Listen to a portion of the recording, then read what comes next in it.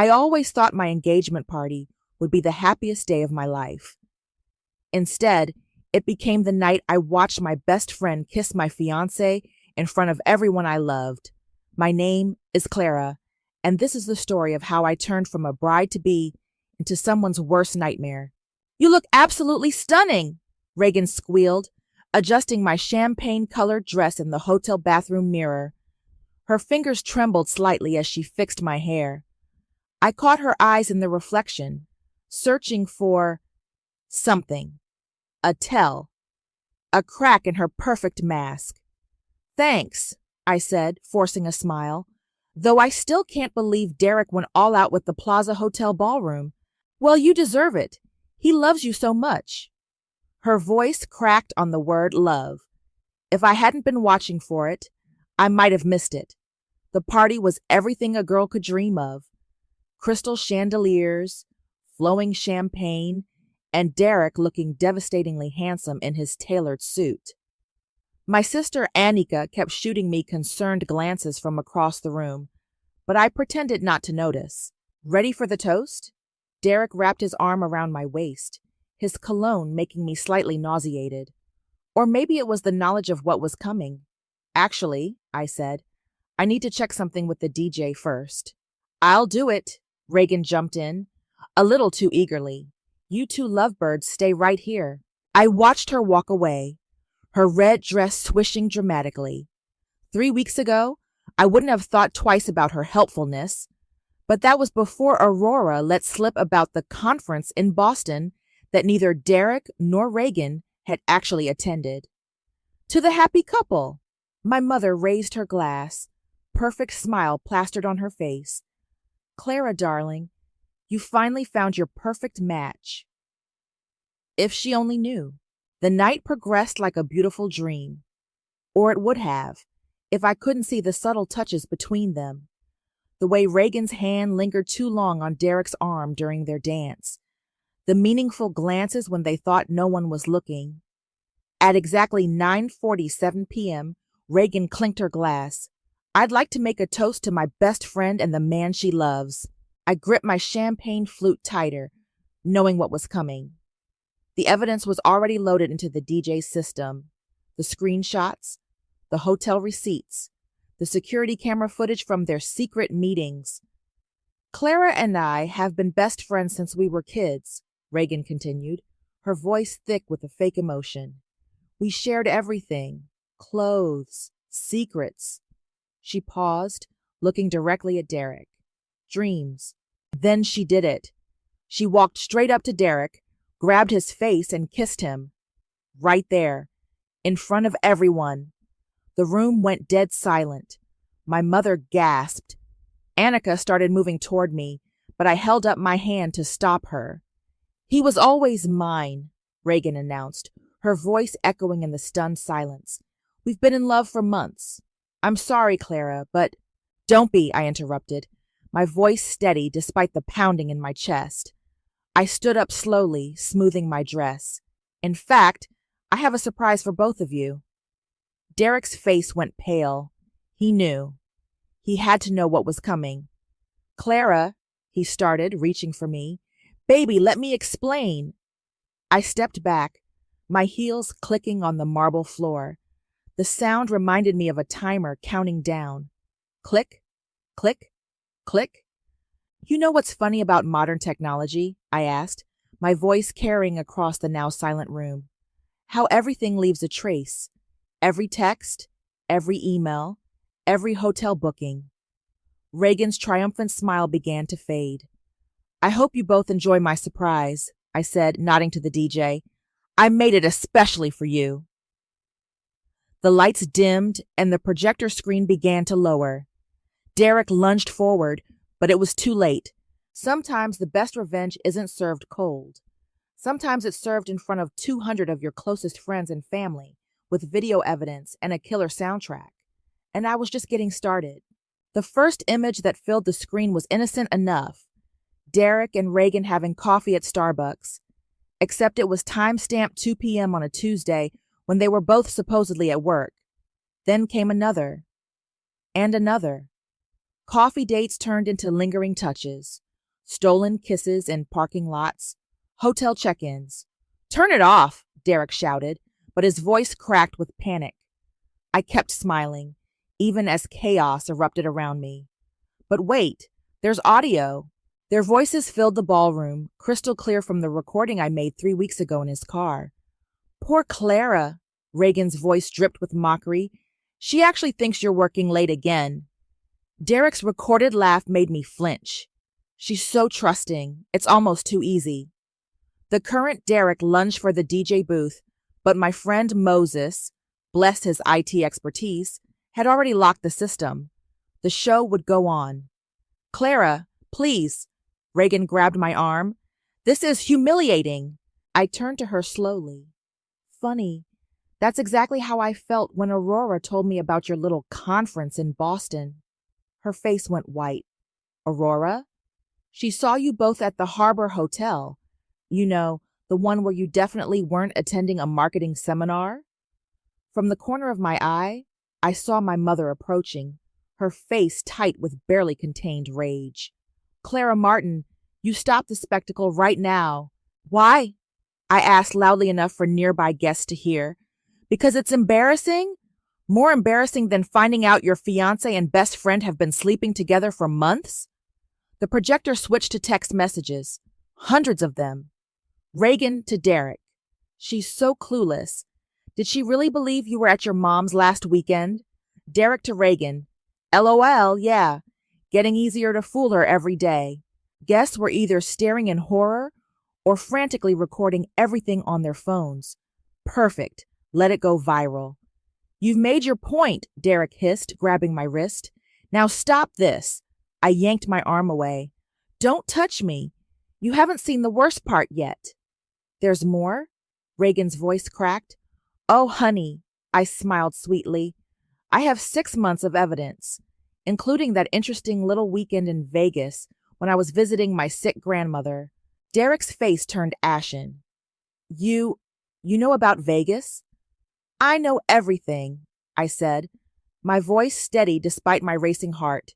"Every lie, every secret meeting, every penny you spent from our joint account to wine and dine her." Annika appeared at my side, her lawyer mode fully activated. "Derek, I suggest you leave. Now. Before this gets worse for you." "Worse?" He laughed nervously. "How could it get worse?" I nodded to Moses, who clicked to the next slide. Bank statements appeared on screen, showing suspicious transfers and questionable purchases. "Fraud looks bad on a resume, doesn't it?" I asked sweetly, "especially when you're using company funds to finance your affair." The color drained from his face. "You wouldn't. Try me." Reagan started crying, mascara running down her cheeks. "Clara, please, we can talk about this privately, like how you two talked about me privately, planning your little moments while pretending to be my best friend." I turned to the crowd. "Did you know she helped me pick out my wedding dress, all while sleeping with my fiancé?"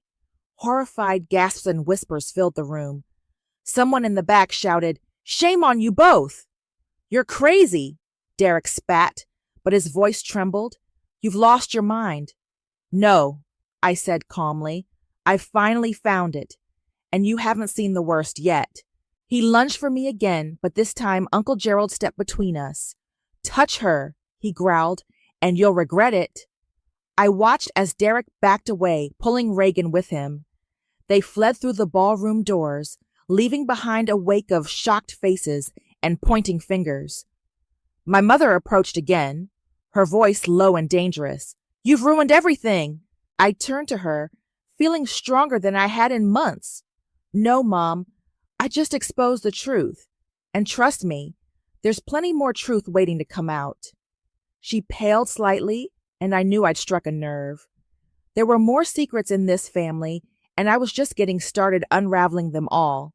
The aftermath of a bomb is always quieter than the explosion itself. As guests filtered out of the ballroom, their whispers echoed like shrapnel against the walls. I sat at the head table, still in my perfect dress, watching my mother attempt damage control. "Just a misunderstanding," she kept saying. These young people and their dramatic ways. Annika slid into the chair beside me, kicking off her heels. That was quite a show, little sister. Learned from the best, I said, raising my champagne glass to her. Remember when you exposed your cheating ex during his law school graduation? This was better. She clinked her glass against mine, though Mom's about to have an aneurysm.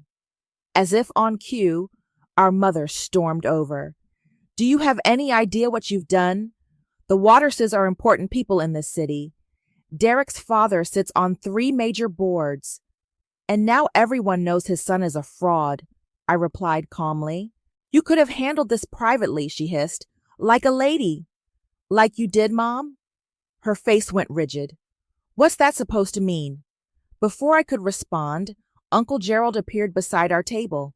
He'd always been the family outsider, my father's brother who showed up at holidays but kept to himself.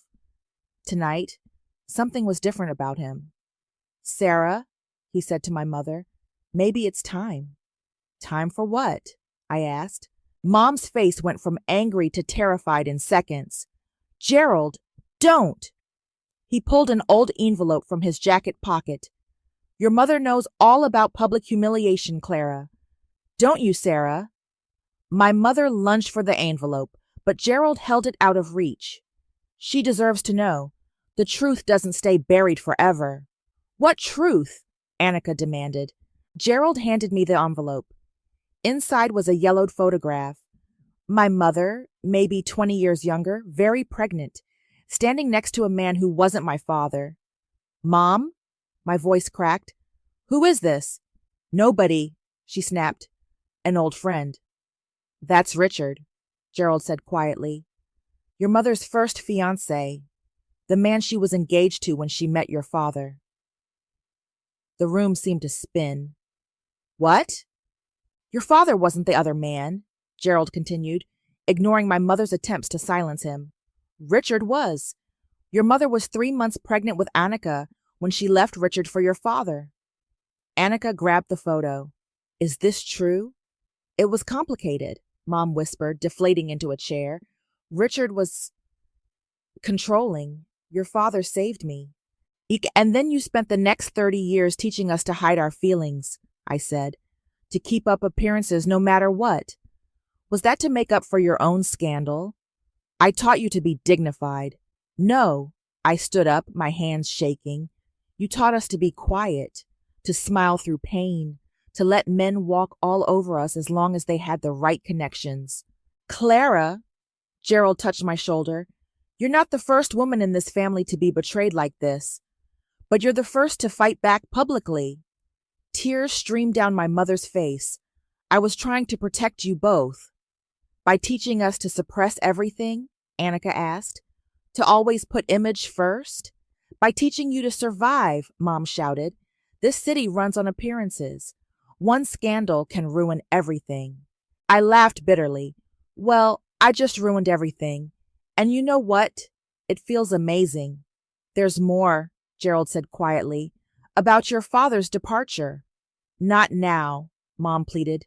Yes, now, I insisted. I'm done with secrets. Gerald pulled out his phone, showing me a series of old emails. Your father didn't abandon the family like your mother claimed. He was driven out. After he exposed my son's financial fraud at his company, the irony hit me like a wave. History repeating itself. Financial fraud, betrayal, secrets.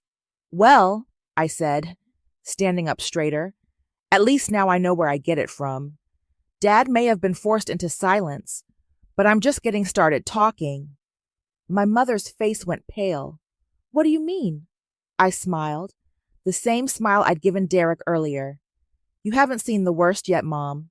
Not even close. The morning after the engagement party, I met Aurora at our usual coffee spot. She fidgeted with her cup, clearly uncomfortable with what she was about to tell me. There's something else, she said, not meeting my eyes. About Reagan. Worse than helping my fiancé cheat on me? Aurora pulled out her phone. She's been collecting information about you for months. She showed me a series of texts from Reagan, dating back nearly a year. Questions about my salary, my spending habits, even my fears and insecurities. Why didn't you tell me sooner? I asked, my hands shaking. I thought she was planning a surprise or something. Aurora's voice cracked. Then last week I overheard her on the phone with Derek, talking about your joint accounts. My coffee turned cold in my stomach. What about them?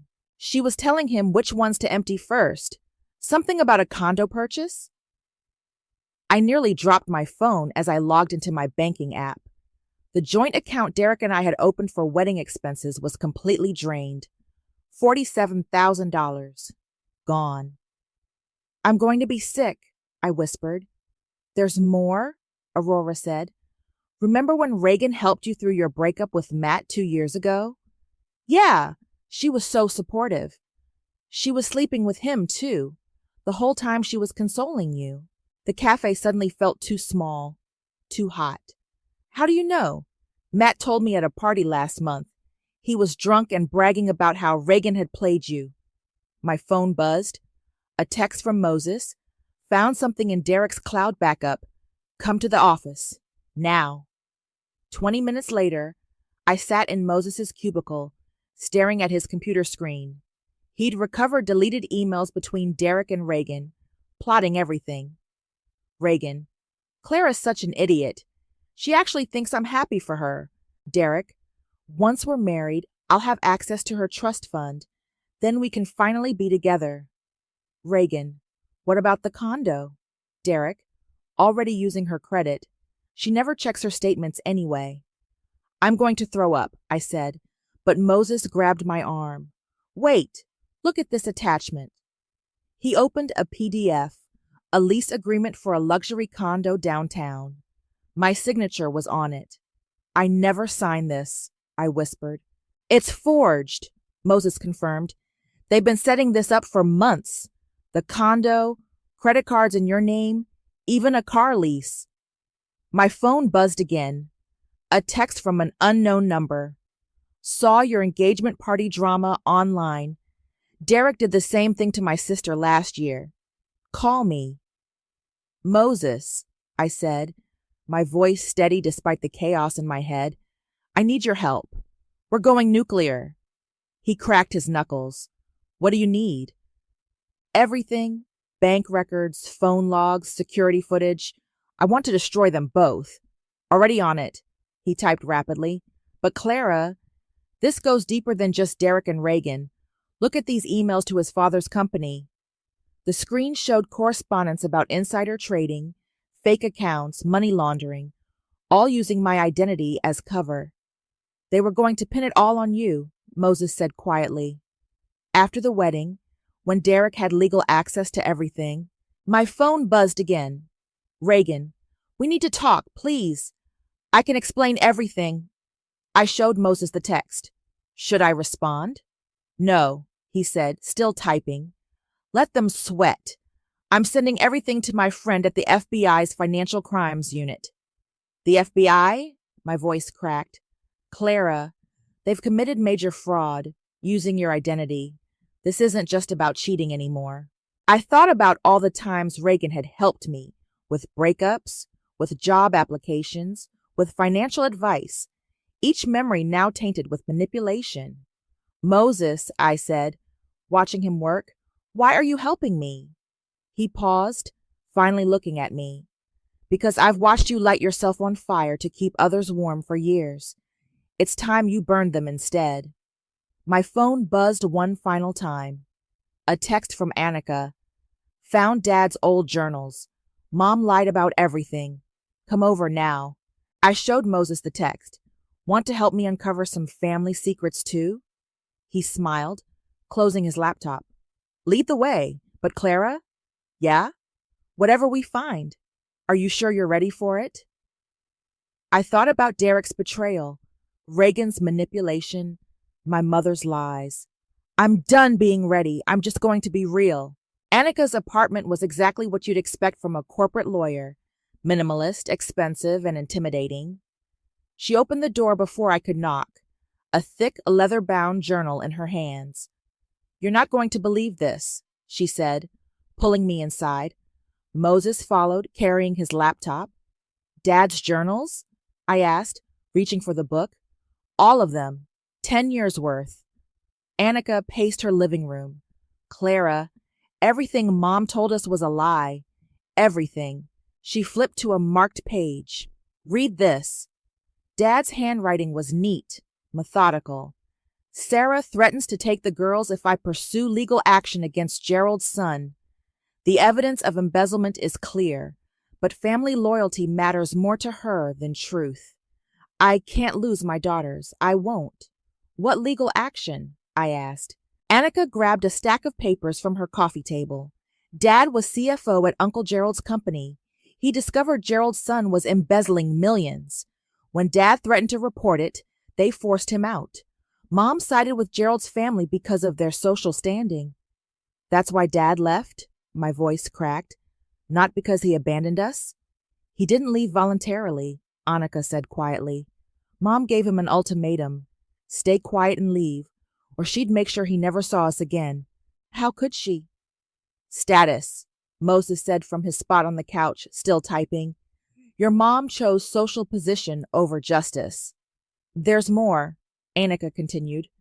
Remember Derek's first job out of college? At Gerald's company? My stomach dropped. No. Yes. That's how he learned about our family history. He knew exactly which buttons to push with Mom to get her approval. Moses looked up. That explains these emails I found. Derek was communicating with Gerald's son months before he met you. Show me, I demanded. The emails revealed everything. Derek had orchestrated our entire relationship, using inside information about my family's past to manipulate his way in. Wait, I said, reading closer. Reagan's mentioned here too, from before. She was part of it from the beginning, Annika confirmed. Clara, I need to tell you something else. I sat down, suddenly dizzy. What now? I dated Derek briefly 3 years ago, before you met him. What? It was only a few weeks. I broke it off because I caught him lying about everything. His job, his background, his intentions. She grabbed my hand. I tried to warn you when you started dating him, but Mom shut me down. She said I was just jealous, I remembered, that I couldn't stand seeing you happy. Mom knew what Derek was. She just cared more about his family connections than your happiness. My phone buzzed. Derek, we need to talk about Vegas. Vegas? Annika asked, reading over my shoulder. Moses clicked through some files. Found it. While you were visiting your grandmother last month, Derek and Reagan went to Vegas, but not just for fun. He turned his laptop around. They got married. The room went silent. They what? I whispered. Courthouse wedding. Very quick, very quiet. Moses showed me the certificate. They used fake names, but the photos match. So when he proposed to me, he was already married to Reagan, Annika finished. I started laughing. I couldn't help it. The absurdity of it all. The lies, the manipulation, the sheer audacity. It was either laugh or scream. Clara? Annika looked worried. I'm fine, I said, wiping tears from my eyes. Actually, I'm better than fine. This is perfect. Perfect? Moses asked. I pulled out my phone, scrolling through my contacts. You know what's illegal? Bigamy. You know what else is illegal? Financial fraud, identity theft, insider trading. What are you thinking?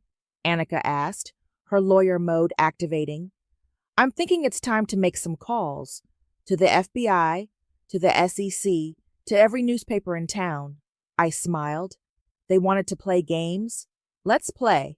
Clara, Moses warned. This could get ugly. Good, I said, dialing the first number. I'm done being pretty. It's time to get real. Annika grabbed her laptop. I'll draft the legal complaints. And I'll keep digging, Moses added. My phone buzzed one last time. A text from Reagan.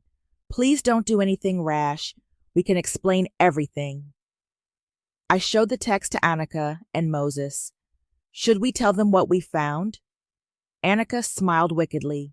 No, let them sweat. The best revenge is letting them think they're safe. Until they're not, I finished. The Las Vegas marriage certificate felt heavy in my hands as I sat in the FBI's local field office. Agent Thompson, a no-nonsense woman in her 40s, spread out the evidence we'd collected across her desk. "Let me get this straight," she said, reviewing the documents. "Your fiancé married your best friend under false names while engaged to you, used your identity to secure multiple loans, and is involved in an insider trading scheme with your uncle's company?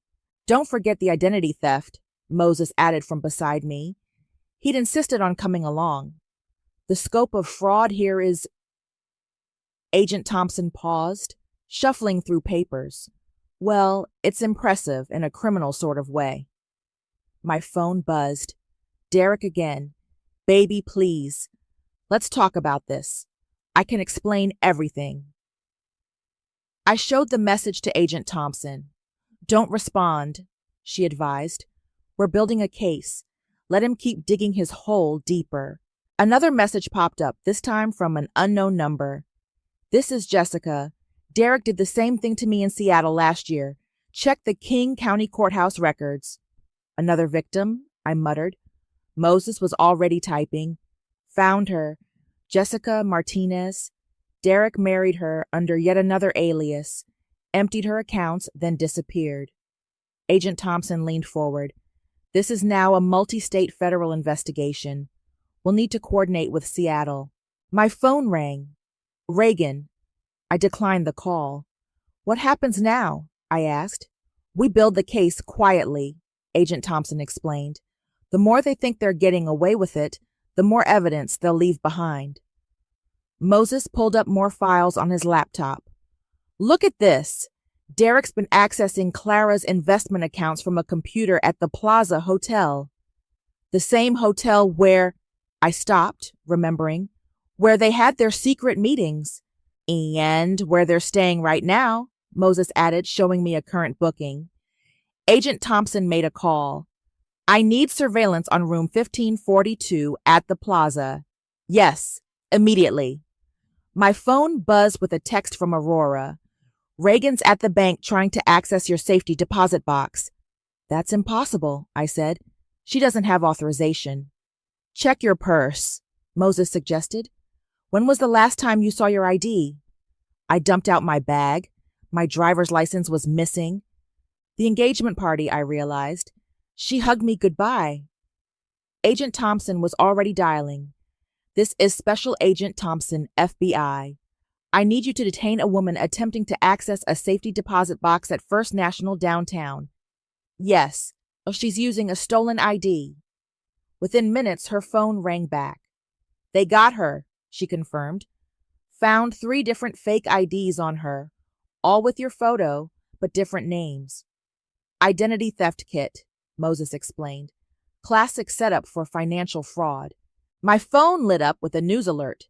"Breaking. Waters Financial under investigation for massive fraud scheme." "That was fast," I said. "Your sister Anika," Moses reminded me. "She filed the SEC complaints this morning." Agent Thompson's phone buzzed again. "They've got Derek in custody at the Plaza. Found him shredding documents." I should have felt relieved. Instead, I felt hollow. All this time, I thought I was crazy for suspecting them. "Gaslighting," Moses said quietly. "They made you doubt yourself while they stole everything." Another text came through from Uncle Gerald. "They're raiding my son's office. What have you done?" "Exactly what Dad should have done years ago," I typed back. Agent Thompson gathered her files. "We'll need you to come in tomorrow for a formal statement. For now, go home. Get some rest. Let us handle this." Outside the FBI office, Moses touched my arm. "You okay?" "No," I admitted, "but I will be. Want to grab dinner? Talk about something other than fraud and betrayal?" I looked at him, really looked at him for the first time. He'd been there all along, quietly supporting, never pushing. "Dinner sounds perfect," I said. My phone buzzed one last time. A message from Reagan, sent from the police station. "You don't understand. Vegas was just the beginning. There's so much more you don't know. I showed Moses the text. Should I be worried? He took my hand, surprisingly gentle for someone who spent his days battling computer code. No, let her keep her secrets. We'll find them all eventually. And then you'll be free. Really free. He smiled. Now, about that dinner. For the first time in months, I felt myself genuinely smile back. Sometimes the best revenge isn't just exposing the truth. It's finding people who've been honest all along. 1 week after the FBI arrests, I hosted what I called a closure brunch at my favorite restaurant. The guest list was selective, close family, key business associates of Derek's, and a few strategic additions. My mother, predictably, tried to talk me out of it. "Haven't you caused enough scandal?" she hissed as I arranged name cards at the tables. "Actually, Mom, I'm just getting started." I placed the final card, marked Special Agent Thompson, at the head table. The guests arrived in waves. Derek's business partners whispered among themselves, clearly uncomfortable. Uncle Gerald sat in the corner, looking defeated. Annika brought her girlfriend Sarah, both dressed in power suits, ready for what was coming. "Everyone here?" Moses asked, setting up his laptop at the projector station. "Almost," I said, checking my watch, just waiting for... The door opened, and Jessica Martinez walked in. Derek's other victim from Seattle, now a key witness in the federal case. She looked exactly like her photos. Beautiful, confident, and angry. "Clara," she asked, approaching me, "thank you for inviting me." "Thank you for flying in," I replied, hugging her. "Ready to tell your story?" She nodded, her eyes hard. "More than ready." I clinked my glass, calling everyone's attention. "Thank you all for coming to what I'm calling my Truth and Consequences brunch." "Clara," my mother warned, but Annika silenced her with a look. "Some of you were at my engagement party last week. Some of you are just learning about the fraud and betrayal now. But all of you deserve to know the whole truth." Moses started the presentation. The first slide showed Derek and Reagan's Vegas marriage certificate. While I was planning my wedding, my fiancé was already married to my best friend. Gasps filled the room. But that was just the beginning. The next slides detailed the financial fraud, stolen identities, forged documents, insider trading records. Agent Thompson stood up, adding her authority to each revelation. "Mr. Waters and Ms. Scott didn't just betray me emotionally," I continued. "They were part of a larger criminal enterprise that stretched across multiple states." Jessica took the floor next, her voice steady. "Derek did the same thing to me in Seattle. Same playbook, different names. He stole my life savings, my identity, and nearly destroyed my career." Uncle Gerald tried to leave, but 2 FBI agents blocked the door. "Going somewhere, Uncle?" I asked sweetly. "Before we discuss your son's role in all this?" The color drained from his face as Moses projected emails between Gerald's son and Derek, outlining their entire scheme. "Your son hired Derek specifically to target me," I announced to the stunned room, "because of what my father knew about your family's fraud years ago." My mother stood up, shaking. "Clara, stop this." "No, Mom, you stop." I turned to face her. "You chose status over truth. You chose appearances over justice. You chose everyone else over your own daughter." "I was protecting you." "You were protecting yourself," Annika cut in. "And now you're going to sit there and watch while Clara does what Dad should have done years ago. Expose everything." Agent Thompson took over, detailing the charges: conspiracy, fraud, identity theft, money laundering. The list went on. "Derek and Reagan are already in custody," she explained, "but this operation went much deeper. Mr. Gerald, I'll need you to come with me." As the agents led Uncle Gerald out, Moses projected one final document, a series of text messages between my mother and Derek from months ago. Mom to Derek, "Clara's trust fund access begins at marriage. Make sure it happens quickly." Derek, Don't worry. She suspects nothing. Neither does your husband. The room went dead silent. Mom? My voice cracked. You knew?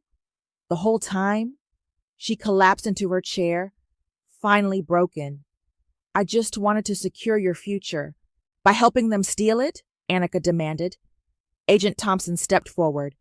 Mrs. Martin, we'll need to take your statement as well. As they led my mother out, Moses touched my shoulder. You okay?